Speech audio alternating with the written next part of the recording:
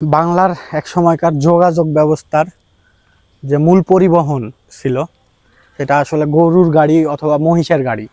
এই যে অনেকদিন পরে এই গরু মহিষের গাড়ি দেখতে পাইলাম, এ কারণে আপনাদেরকে এখানে দাঁড়ায় দেখালাম।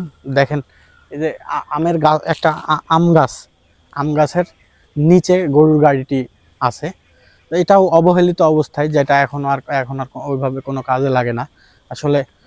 যোগাযোগ ব্যবস্থা উন্নত হয়েছে, রাস্তাঘাট পাকা হয়েছে, এই কারণে কাজে লাগে না, এইভাবে অবহেলা, এটাও বিলুপ্তির পথে আর কি। দেখেন, আর একটা বিষয় দেখাই, যে এই আম গাছতলা যেহেতু আছে, গাছে অনেক আম ধরে আছে।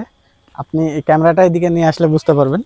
এই দেখেন দেখেন, সুন্দর সুন্দর আম পড়ে আছে, গাড়ির ওপরে আম পড়ে আছে, কিন্তু খাওয়ার আসলে মানুষ নাই। আপনাদের আম খাওয়ার দাওয়াত রইল, আসবেন রাজশাহীতে। ধন্যবাদ।